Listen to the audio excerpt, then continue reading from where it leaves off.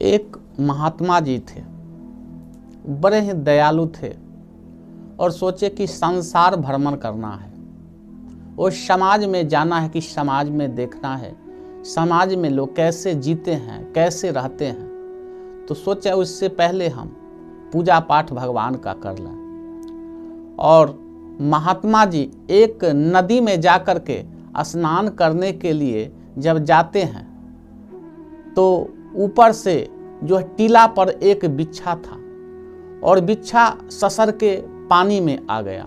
अब महात्मा जी सोचे कि अगर बिच्छा को छोड़ देते हैं तो ये मर जाएगा और मर जाएगा तो पाप हमें लगेगा। तो उन्होंने महात्मा जी ने अपना जो है हथेली लेकर के पानी सहित और बिच्छा को ऊपर जो है उछाल देते हैं, फेंक देते हैं। महात्मा जी को डंक काट लेता है, डंक मार देता है। थोड़ा देर के लिए महात्मा जी को बड़ा ही दुख होता है। फिर जो महात्मा जी स्नान करना शुरू कर देते हैं। फिर कुछ देर के बाद वही बिच्छा फिर ससर के पानी में जब आ जाता है, फिर महात्मा जी क्या करते हैं, अपने हाथ से जो है सो बिच्छा को पानी सहित ले करके और ऊपर फेंक देते हैं। उसके बाद वह बिच्छा जो है फिर डंक मार देता है। उस पर एक व्यक्ति जो है देख रहा था और बोला कि महात्मा जी, आपको बार बार बिच्छा डंक मार रहा है, उसके बावजूद भी आप ऊपर उछाल देते हैं, फेंक देते हैं। तब महात्मा जी हंस के कहते हैं, बिच्छू का काम है डंक मारना और साधु संत का काम है इसे बचाना। महात्मा जी को यह बात सुन करके उस व्यक्ति पर बड़ा ही अच्छा प्रभाव पड़ा और महात्मा जी को प्रणाम करके वहाँ से चल देते हैं। उसके बाद फिर महात्मा जी स्नान करके पूजा पाठ करके गांव की ओर जब चलते हैं तो देखते हैं एक किसान के यहाँ पहुँचते हैं और किसान के द्वार पर जाकर के महात्मा जी कहते हैं कि भिक्षाम देहि।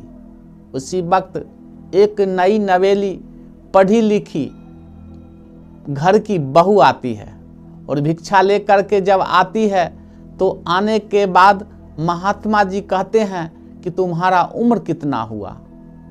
तब वह जो है पढ़ी लिखी जो थी बहू थी, वह कहती है, महात्मा जी हमारा आयु जो है सो 10 वर्ष है।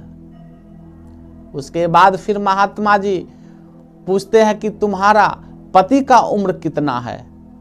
तब बहू कहती है कि हमारा पति का उम्र मात्र 5 वर्ष है।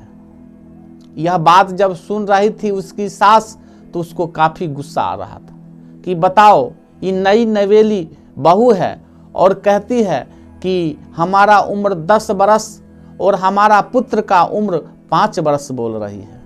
उसके बाद फिर महात्मा जी प्रश्न करते हैं, हे बहू, हमें यह बताओ कि तुम्हारी सास का उम्र कितना है।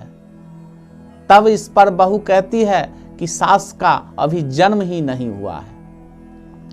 इस पर तो और जो है उसकी सास क्रोधित हो जाती है और हो जाने के बाद महात्मा जी भिक्षा लेकर के वहां से चले जाते हैं और जाने के बाद वह जो है बुरा भला बहू को कहना शुरू कर देती है।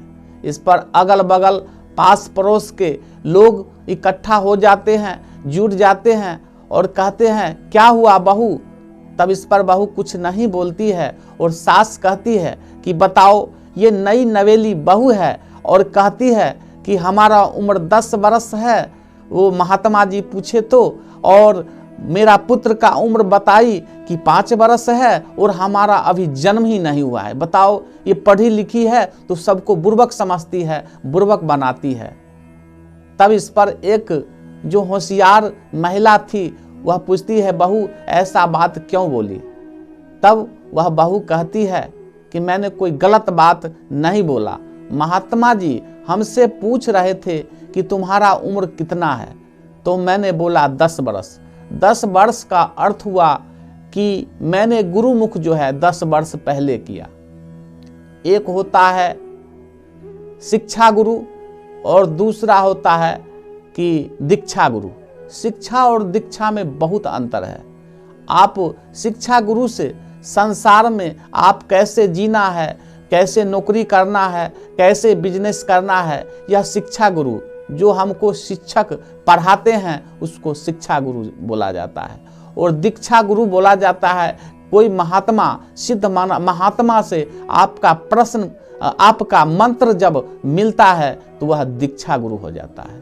तो उससे क्या होता है कि परम पिता परमेश्वर का आप सानिध्य को प्राप्त कर लेते हैं और जीवन मरण से मुक्त हो जाते हैं और स्वर्ग का भागी बन जाते हैं। दीक्षा मंत्र का यह अभिप्राय है। तब उसके बाद फिर सास कहती है, ठीक है, तुम 10 वर्ष पहले दीक्षा ली तो हमारा पुत्र के बारे में बोली कि हमारा पति का उम्र 5 वर्ष है, इसका अर्थ क्या हुआ? तब इस पर नई बहू कहती है कि 5 वर्ष पहले हमारे पति देव दीक्षा लिए थे। तब उसके बाद फिर पूछती है, अब ये बताओ, तुम कहती हो कि हमारा जन्म ही नहीं हुआ है, यह कैसे? तब इस पर बहू हंसते हुए कहती है कि सासू माँ, अभी तक आप जो है किसी संत से, किसी महात्मा से आप दीक्षा नहीं लिए हैं, इसीलिए कहे कि अभी तक इनका जन्म ही नहीं हुआ। बंधुओं, संसार में आप आए हैं और किसी सिद्ध महात्मा से, संत से अगर दीक्षा नहीं लिए हैं तो समझिए उसका जीवन बेकार है और वह मुर्दे के समान, एक पशु के समान माना जाता है। इसलिए दीक्षित होना, दीक्षा लेना बहुत ही जरूरी है। जय श्री राम, हर हर महादेव।